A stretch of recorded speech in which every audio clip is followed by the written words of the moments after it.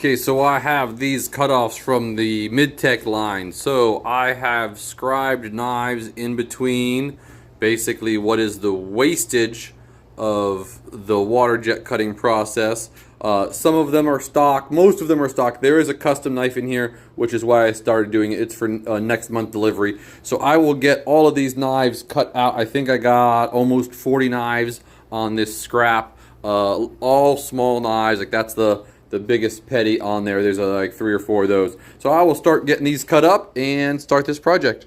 Okay, so I just finished profiling this batch of knives. These are all of the knives I got from the Midtech cutoffs from having the knives water jet cut. So I got 34 knives, I think it was, for stock and 1 custom out of all of that. So next up is I'm gonna drill them.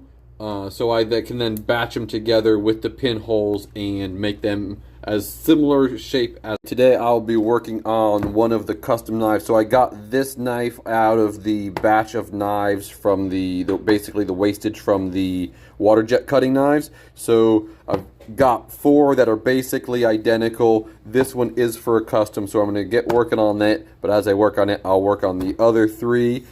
This one has to go shiny because there's a little divot from when it was milled with the rolling machine. So I need to flatten that out. I'll get working on these today and show you progress later.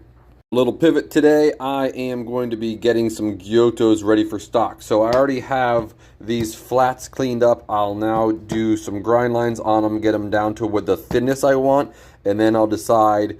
I'll leave at least one of them this way where the shiny's here and then the shiny will be here, and then I'll do linear shiny on probably the other 2. So I'll pick good candidates for each of that when I get there.